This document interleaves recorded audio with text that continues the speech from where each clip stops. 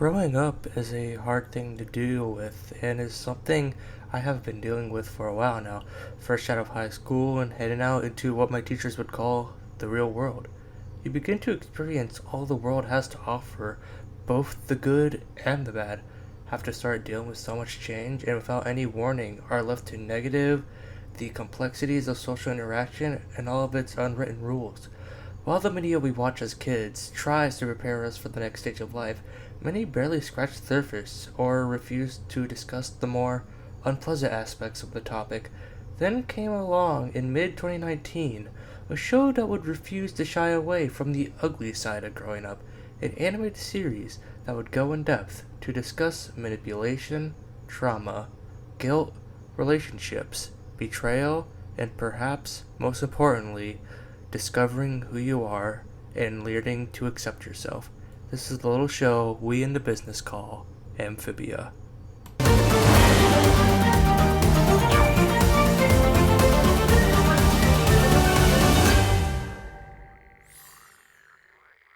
Amphibia is a show that has stuck with me since the beginning. I didn't have cable, but ever since the first episode was released for free on YouTube, and when I got Disney Plus and Disney Now, did I finally get to see all the magic I missed and the magic I was going to watch.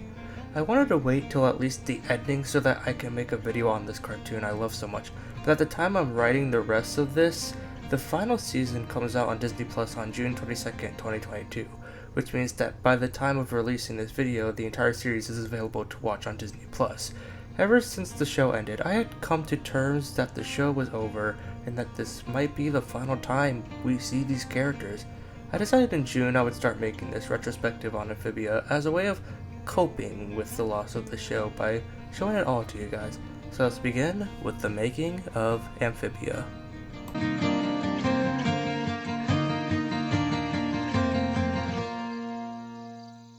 Amphibia is the story of Anne Boone Choi, a 13-year-old Thai American girl who on her 13th birthday is peer pressured by her two best friends into stealing a music box. When she opens it, she is magically transported to another world populated by talking anthropomorphic frogs, giant birds, and killer insects. She finds a second home in the valley town of Wartwood with a family called the Planters, which includes the mischievous and musical gifted eldest child, Sprig, his valiant and intense little sister, Polly, and his strict but caring grandfather, Habadiah, or Hop Pop for short. From then on, the show is about Anne bonding with her new family, finding her place in the community, and trying to learn more about the music box in hopes of finding a way to return home. The series was the creation of Matt Brawler, who was previously a director, writer, and or storyboard artist on shows like Gravity Falls, Steven Universe, and Big City Greens. Matt began to work on his own concept for an animated series while production on Gravity Falls was wrapping up. He wanted to create a show that would be inspired by the trips he'd take to Bangkok, Thailand during summers as a child. The reason Matt chose frogs was because he knew from the beginning that his series was going to be about change, so what better type of creature to represent that than one to go through many physical changes throughout their entire life. I think this is a pretty cool idea. Perhaps the weirdest inspiration behind the show was Matt's time working on Gravity Falls, as he found himself being drawn to the character of Pacifica Northwest. Matt loved this idea of this character, who would progress over the show and grow into a completely different person. It was a shame they forgot about Pacifica's development during the finale, but that's probably for another time. So after continuing to develop the concept, Matt created a pitch pilot to show the executives, and soon Disney had given the green light to Amphibiland? Yeah, it's clear that some changes would have to be made. As well, the pitch contains a lot of the DNA of the final show. Some things would need to be ironed out, starting with the age of the main characters. As originally, Matt wanted the trio of girls to be 15 years old, but after some forceful nudging by the executives, he aged them down to 13, because that was closer to their target demographic, because Disney knows better than anyone that kids are physically incapable of relating to make characters that are even just slightly older than them. On February 19th, 2018, Disney officially announced Amphibia to the world just over a year later, and the hype would finally start to build up with the announcement of the voice cast. Anne would be played by none other than Brenda Song, marking her return to the Disney Channel after being one of its biggest stars during her childhood. Sprig would be played by Justin Felbringer, who had worked on a few Disney Junior shows. Polly's voice was Amanda Layton, and perhaps most exciting was that Hop Pop was going to be played by Disney legend Bill Farmer, aka Goofy. But that would only be the beginning of this show's amazing voice talent. The ambient and whimsical background score was set to be composed by T.J. Hill, who, surprise, also did the music for Gravity Falls. Naturally, there was conflict at Disney's request. Celissa Gray Westbrook had performed a theme song for the show titled Welcome to Amphibia, which, while Matt did think was a good song, it didn't fit with the tone and vibe of the series. Eventually, Matt was able to talk down the studio from this choice, and thus we have the iconic instrumental intro we all know and love. So after all that, Amphibia finally premiered on June 17th, 2019.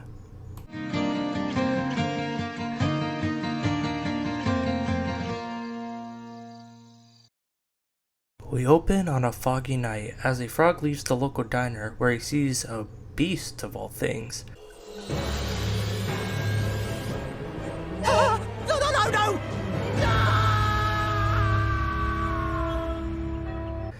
The next day, a family arrives in town as we learn that they are Sprig, Polly, and Hop Pop. Sprig is annoyed that his little sister has been left in charge because Hop Pop doesn't see him as responsible. Ridiculous. What makes you think I'm irresponsible? Oh, gee, let me think. Oops.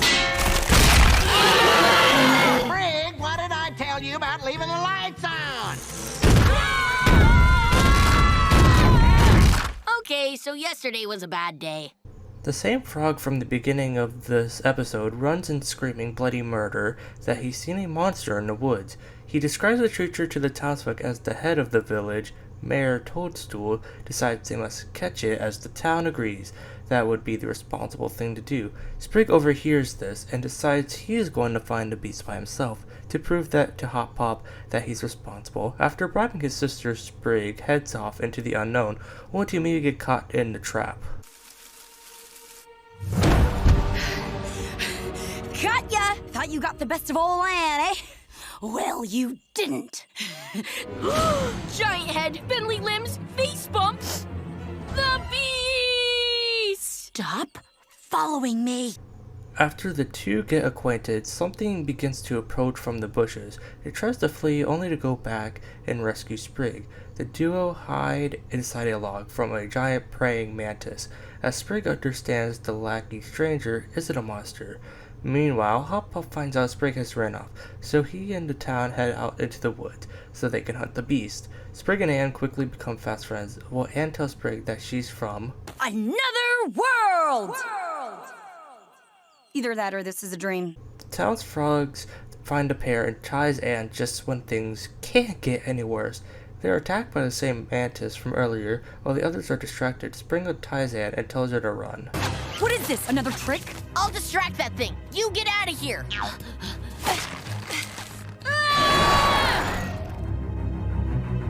Hey! Ha-ha! Oops.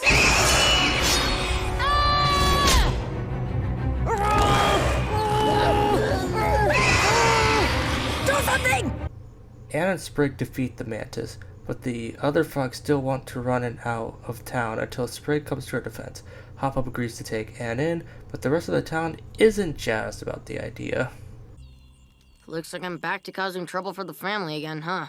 Trouble? Sprig, standing up to that angry mob to help this creature out was some of the bravest and most responsible stuff I've ever seen. That was pretty cool, Sprig. It was also really dumb. Yes, really, really dumb. Anne wants to leave and hopefully finds a way home, only to be told the valley is surrounded by dangerous mountains and she won't be able to make it through safely until it clears up in about 2 months. So Anne is now living in the planter's basement as Sprig bides her goodnight. Good night. Sleep tight. Don't let the bedbugs bite. Seriously, they can drain a body in seconds. Ooh.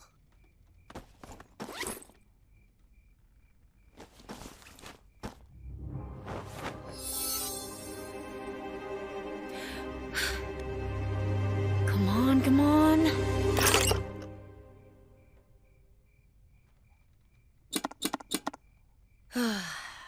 Looks like I'm gonna be here for a while.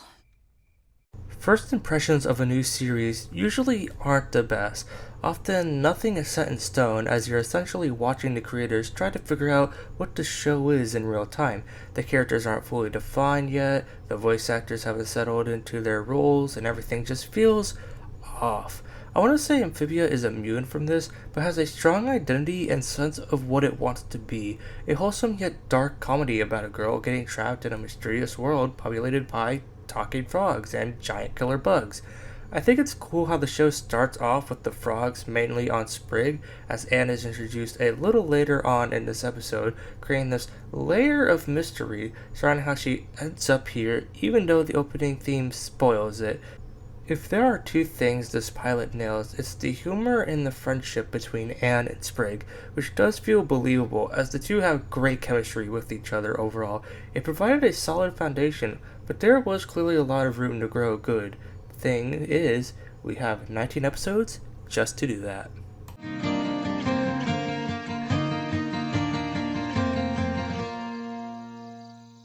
Season 1 is admittedly slow. I would say it's not bad at all, but this is the season with the least amount of plot.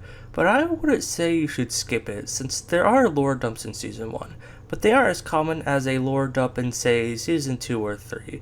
Now, we know that in the opening of the show that there are two other girls who probably got transported to Amphibia, and what do we learn in Season 1, Episode 1b? Now, the first half of Season 1 focuses mostly on continuing to define its main cast by exploring the relationships within the Planner clan, and most importantly, the new addition. On top of episodes that involve the entire main cast, each planter gets their own solo story, where they get to bond with Anne as she quickly grows to care for her new weird frog family. While you could tell the show was still finding its footing, most of these episodes do a great job on delivering great comedy, solid action, and a wealth of character building. Diving into these dynamics this early on was crucial in making Anne feel like part of the family, which is the core of the show, and allows Anne to become a lot more likable as the season progresses. In exploring Anne naturally, the show would often find itself touching on her Thai heritage. That was the initial inspiration for the series, after all. But Anne being Thai isn't a minor detail of her character, it's an important part of her identity that would only gain more prominence as the series went on. It was important to Matt Bradley that Thai American kids would get to see themselves represented. Letting people, especially kids, see themselves represented in the media they watch is always a good thing.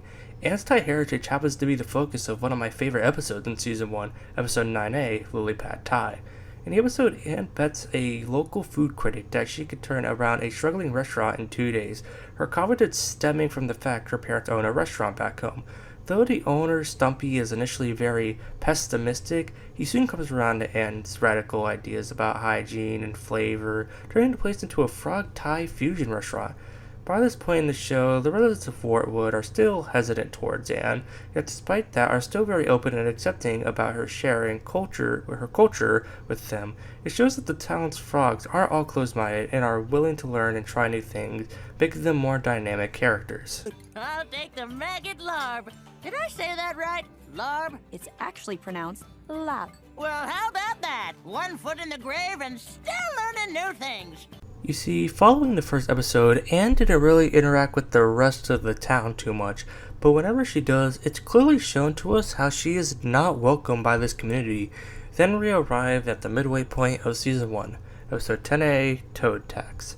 A trio of toads arrives in Wartwood to collect unpaid taxes from the residents. Anne is invited to join them and agrees, believing this will help her gain the town's respect. But soon she learns how wrong this situation is as the toads begin repossessing everything the frogs own, despite them saying that they did pay their taxes. Once Anne sees this, she begins secretly taking stuff to give back to the frogs. Things reach a boiling point when the toads arrive at the planter's house and Anne has to take a stand, drawing a crowd in the process. What did she just say? All I wanted was this town's respect. But just because these people treated me crummy doesn't mean I'm gonna do the same to them. I'm done with this. I don't care if they've broken the law. You can't treat people like this!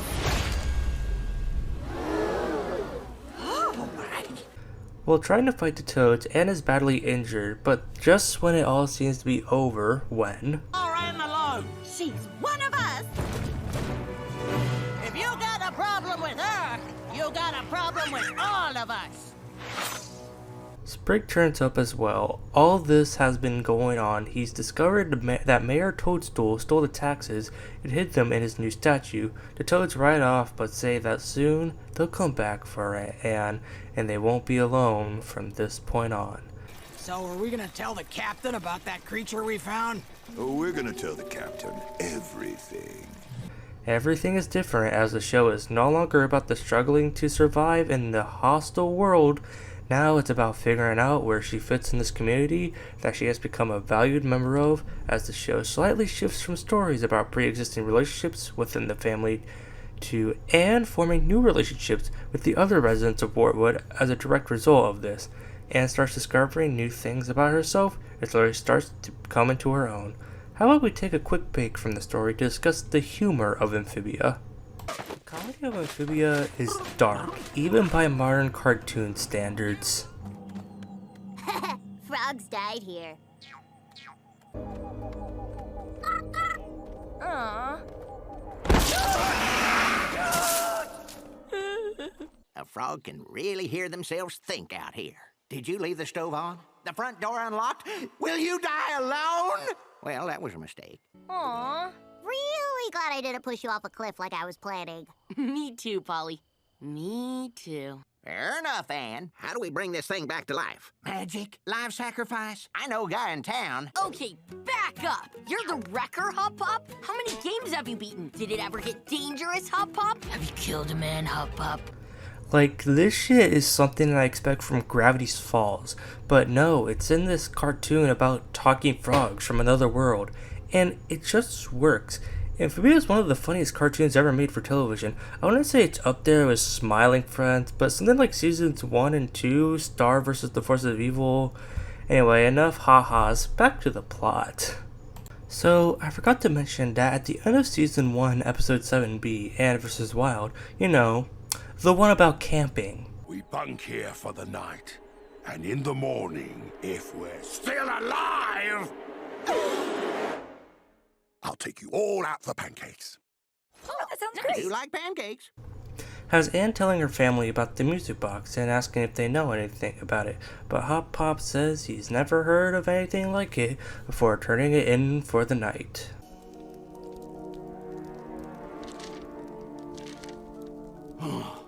It's just as I feared. This is followed up on later in the season 1 episode 16B, Bizarre Bazaar, where Anne and Sprig sneak out to the annual night market to try and get answers about the music box. They find someone who knows something, but then it almost loses the music box. Thankfully, Hop Pop comes to the rescue as Anne makes the responsible decision to give Hop Pop the music box. From that point on, and what does he immediately do with it?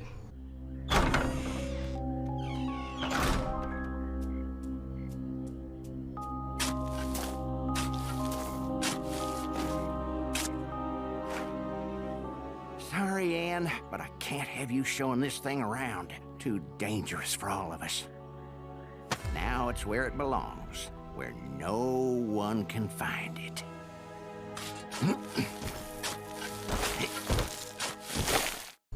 We were absolutely feral after this ending, as not only did it create the sense of danger around the box, but even brought Hop Pop's true intentions into question. One thing was for sure, that box was now a ticking time bomb. As soon as it got unearthed, nothing in this family would ever be the same again. In season 1, episode 18B, Combat Camp, while Hop Pop goes away for the weekend, he leaves the kids at a daycare. Wish it was, Anne, but you kids need supervision. Why, sometimes it feels like we have at least 2 wacky adventures a week. Once Hop Pop is gone, the teacher called Frantonio, I think that's how you pronounce it, I'm just gonna call him Frantonio, reveals that this isn't a daycare, but a combat crash course for kids. While he has nothing but consistent praise for Sprig and Polly, he is hypercritical of Anne and everything she does. Eventually, they have a sweet moment where Frantonio tells her that he pushes her because he doesn't think she's living up to her true potential, thus making Anne question her relationship with her teachers back home. If I seem tougher on you, it's not because I don't like you. It's because I see a girl who is not living up to her full potential. Really? Indeed. In you, I sense someone that, with a little effort, could achieve greatness. And I am sure your teachers back home felt the same way. In the final trance, Antonio says he's rented a train in quotations. I have rented a train, inside of which I have hidden a fake priceless ruby. Also, I have hired actors to portray guards who will stop at nothing to keep their ruby safe. So the kids succeeded pretending, but not really, to rob the train, only for their teacher to betray them. Anne is able to defeat him in combat and save the day. Now having a sword and knowing how to fight, which is going to be extremely important later in the season. Before we talk about the finale, I want to bring up favorite episodes of the season in my opinion. Hop Luck is a standout because of the comedy values along with this scene being accurate to the real world. Oh, maybe we should put pineapple on it. Seems like a natural fit. Don't you dare talk about pineapple on my pizza. Ever. The domino effect for being super cute, then sad at the end, like Jesus. F Auto.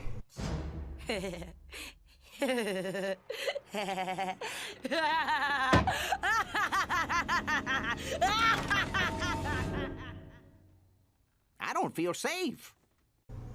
For obvious reasons. Lily Pad Thai for reasons I just mentioned at the beginning of the episode section. Snow Day for being a fun romp of moments. And Curse because Maddie be cool and the action and comedy were on point. Now, on with the finale. This run of episodes starts to wrap up with Season 1, Episode 19B, Anne of the Year. A story that serves as an almost victory lap for the first season, just before things really start to hit the fan. Every year, the town votes for their resident they believe best embodies the value of Wartwood, and it just so happens this year, they've nominated Anne. Come on, Anne, get up there! A planter frog of the year. I'm so proud. Yeah. One of Anne's responsibilities is to host a party for the town, but she quickly goes overboard trying to make everything perfect so that she can prove she deserves to be Frog of the Year.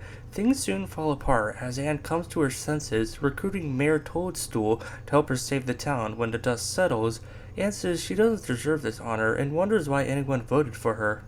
Anne, we didn't vote for you because you're flawless. Far from it. We voted for you because of how far you've come. You've grown so much in your time here, and this town just wouldn't be the same without you. So Anne throws the party she should have in the first place. Spriggs crush Ivy, Sundew ask him out, and everything seems happy. Just then, Toadie met Toadstool's assistant, approaches Anne and tells us someone is waiting for her at the bridge.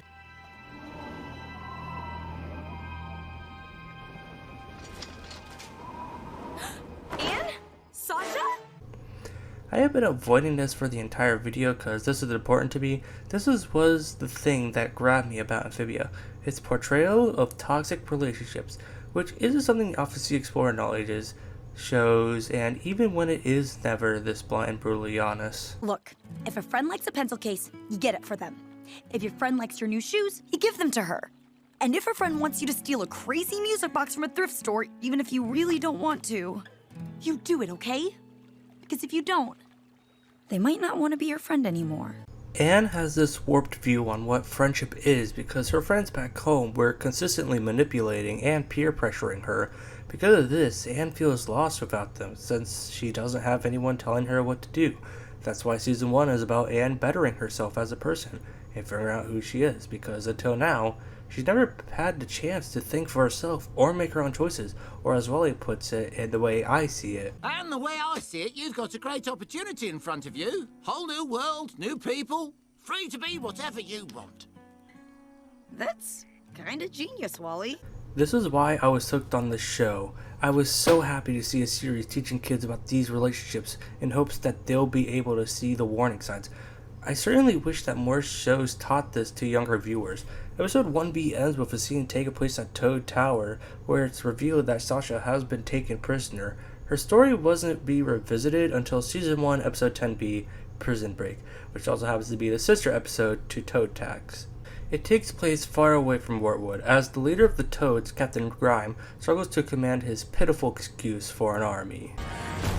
So, these are the Valley's strongest warriors.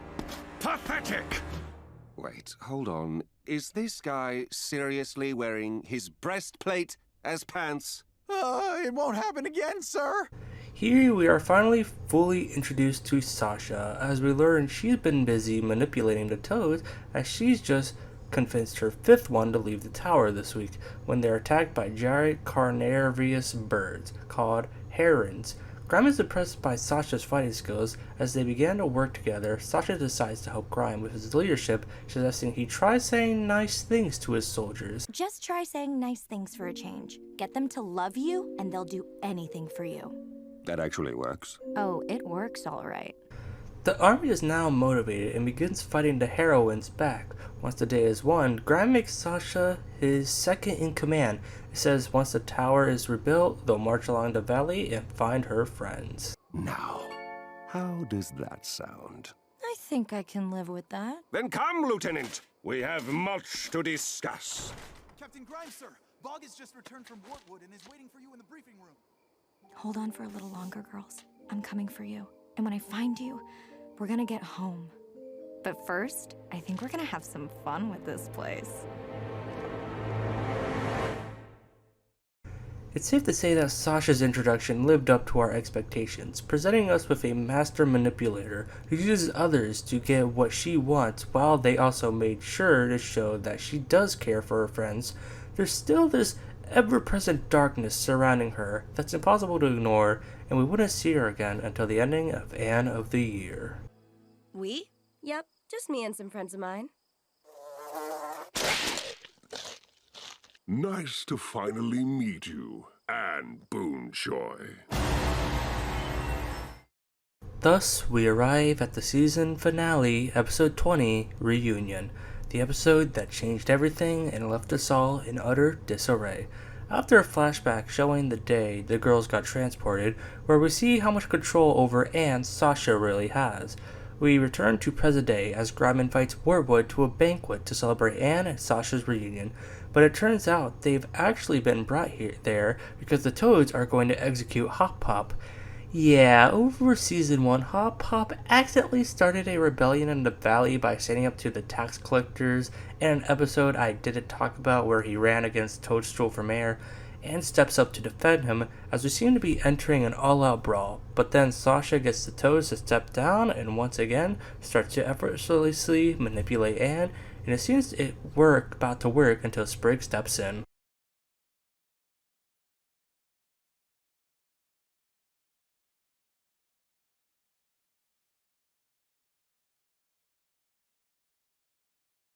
Sasha tries to kill Sprig right then and there, only for Anne to block her sword.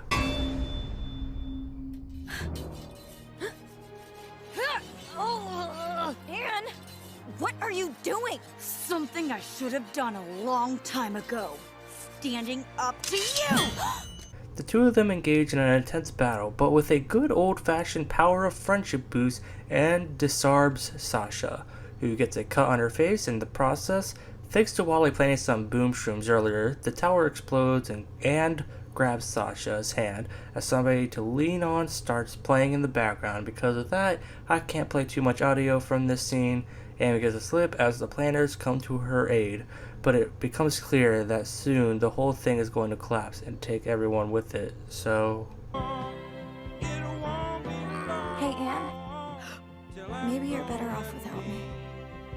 Somebody to lean on. No!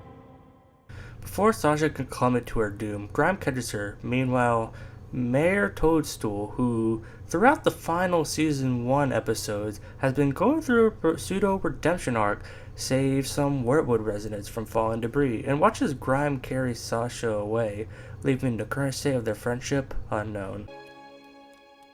Anne, are you okay? Oh yeah, never felt...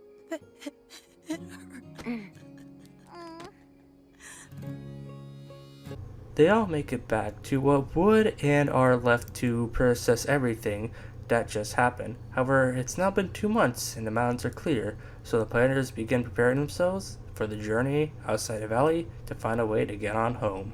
It's gonna be dangerous, perilous even. Understatement. Well, whatever happens next, one thing's for sure. If we're together, I know we'll be all right. Hugging it a little tight there, Anne. No, I'm not.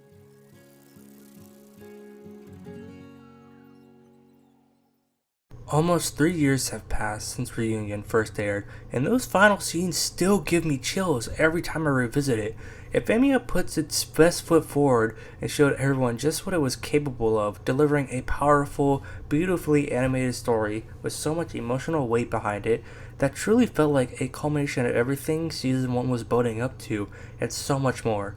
I can't sing this episode's praises enough, and for a while, I couldn't see how anything would ever be able to top it, but we'll talk about that in another video.